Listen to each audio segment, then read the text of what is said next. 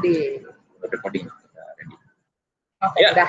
Selamat pagi dan selamat siang. Assalamualaikum warahmatullahi wabarakatuh. Salam sejahtera dan salam budi luhur. Salam budi luhur. Yes, rekan-rekan, selamat datang kembali di mata kuliah TK untuk HI atau ICT for International Relations. Kang Gun, jadi mata kuliah ini agak-agak menarik nih. Ini tamu kita hari ini. Saya jadi bintang tamu lagi. Bintang tamu lagi, gitu. Tapi ini mata kuliah baru, Kang. Oke, berarti ini ya.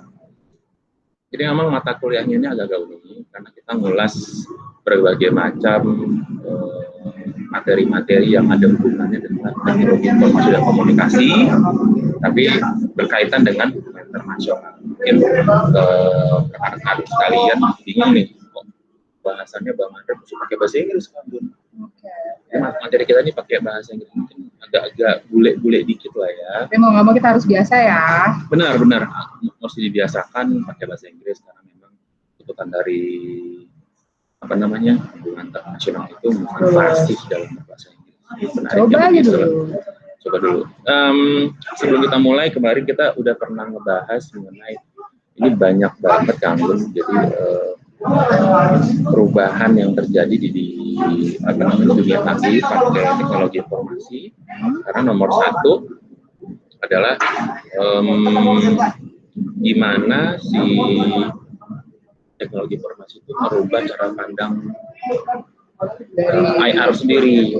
Pak Presiden Jokowi diskusi sama kepala negara pakai video conference. Padahal kan dua hal yang berbeda ya Mas Andre. Misalnya di sini ICT itu kan program studi tersendiri gitu. HI juga program studi tersendiri. Tapi sebenarnya ya aspek HI itu sekarang ini sangat dipengaruhi oleh ICT gitu, oleh IT sendiri. Nah, terus atau lagi Kang Gun, when we talk about ICT in IR, for instance, there's many department in foreign relation ya. In Ministry of Foreign Relations Indonesia juga banyak ini kan. Apa nih satu perubahan yang signifikan Kang Gun? Iya, itu satu fenomena yang memang harus kita akui memang terjadi. Ini kita mulai dulu materinya supaya kalian bisa lihat. Di pertemuan ketiga dan keempat ini kita akan membahas yang menarik soal sosialisasi, transformasi dan pengaruh regional.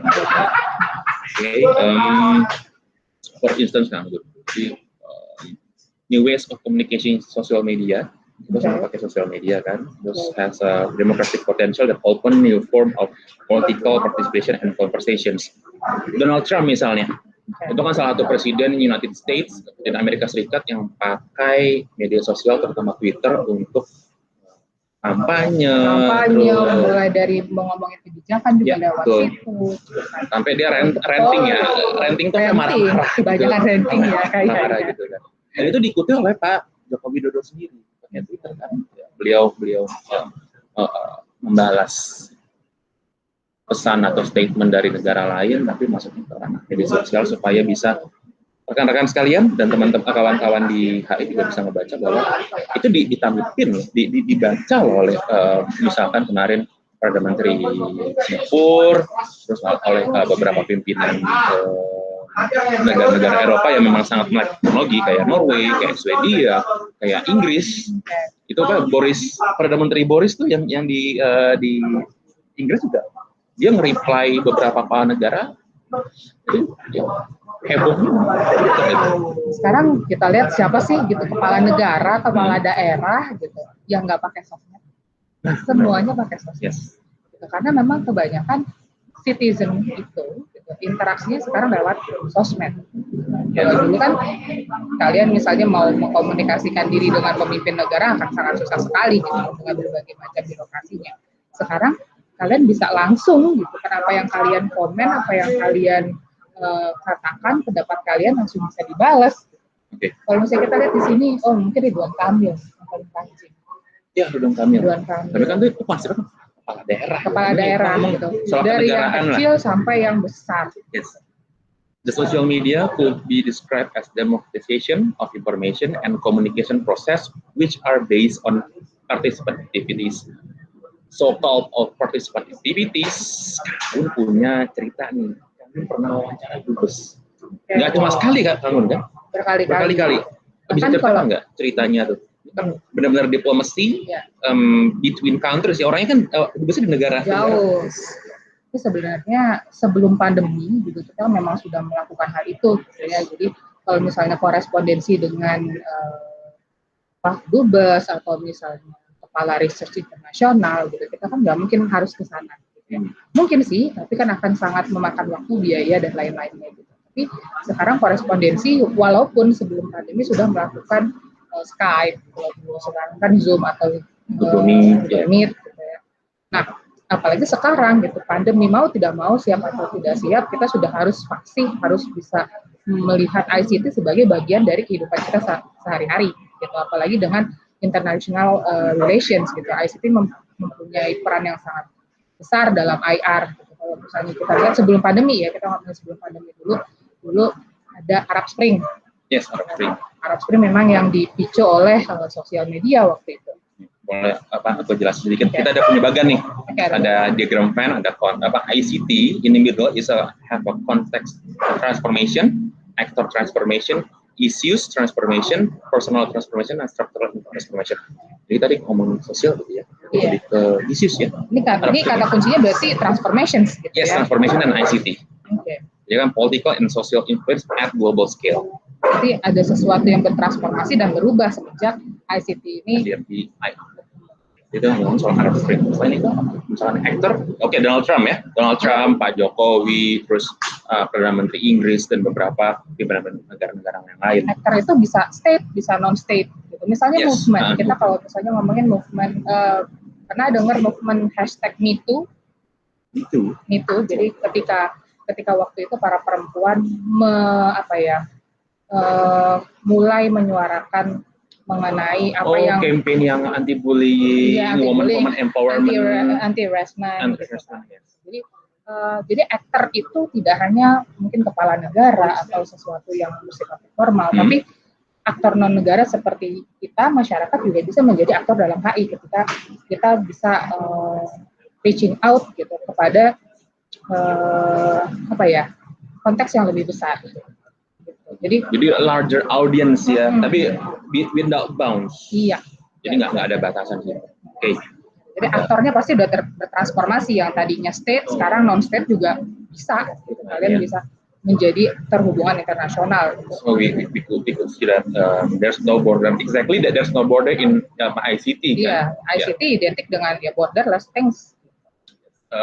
Another thing, satu hal yang lain adalah structural transformation. Berarti sekarang kenapa divisi di Kemenlu ada divisi IT, ada divisi itu? Kemudian IT kalau di di kepolisian sendiri ada cyber security. Yep. Oh, ada yang kejahatan transnasional tapi yang berhubungan dengan IT ya Kang? Exactly. Ada yang namanya misalnya digital diplomacy. Apa tuh? Digital diplomacy itu jadi diplomasi yang dilakukan melalui media-media digital. Ada sosial media, ada misalnya dia pakai aplikasi, dia ada sistem. Jadi semua diplomasi yang dilakukan melalui media digital. Jadi itu digital diplomasi dengan berbagai goals yang beda-beda. Jadi sekarang memang sosial media bisa digunakan sebagai media untuk berdiplomasi. Lasting personal transformation. Kita sebagai bagian dari IR nih, kita pendidik lah, academicians, ada politicians, ada diplomat, ya kan, ada actors-nya, ada personal itu actors. Jadi personal itu berarti interaksi ya sih, interaksi, personal transformation. Berarti kalau we see ICT in between the interaction like Anggun have become moderator for the seminar. So, what else? Presiden Jokowi have a meetings tapi pendekatannya udah beda-beda ya sekarang. Okay. More like seperti itu. Dan conclusion ya kita cepat aja, 5 menit 10 menit nyaman aja. Of networks and ICT has had transformational impact on the development. Commerce, yes, kemarin saya jelasin kan, ada yang pakai Tokopedia, bahkan sekarang kita pakai yang negeri nih, kayak ada Alibaba, AliExpress ya. Ya, sekarang udah mulai masuk Indonesia juga. Yes. Apalagi Amazon, kita udah berani, udah merasa pede transaksi internasional without boundaries ya. Apalagi kalau misalnya sekarang ngomongin ICT ya boundaries itu udah kayak nggak ada apa-apa. Jadi kedaulatan itu ya tidak semata-mata ditentukan oleh border. Yep. Gitu ya. Consequently, is the internet in both expansion and suppression of dissent may be considered network enabler in transforming international system. I think that's it, Kang Gun, for our meetings in ICT, for IR, AI. Ya, saya rasa kawan-kawan bisa nangkep kenapa sih ada diagram tadi, ada perubahan apa aja yang disebabkan oleh ICT. Ya. Kalau begitu, Kang Gun, terima kasih banyak. Sama-sama. Berbagi dengan rekan-rekan. Terima kasih juga atas enlightenment-nya. TIK untuk hari. Ya. Ya, rekan-rekan, sampai ketemu minggu depan. Minggu depan nanti kita akan coba virtual conference karena ada pertemuan kan. Oh iya. Sebelum UTS, mungkin UTS loh. UTS udah berapa? UTS lagi puasa ntar. Pertemuan ke-7, pertemuan ke-8. Semangat ya guys. Oke, rekan-rekan, sampai di sini ada kuis nggak? Nggak ada kuis. Oh, kalau saya yang penting santai aja. Kita kuis santai. Oke, rekan-rekan, sampai jumpa lagi. Terima kasih. Wabillahi taufiq wal hidayah. Wassalamualaikum warahmatullahi wabarakatuh. Salam sejahtera dan salam budi luhur. Jangan lupa like and subscribe di YouTube.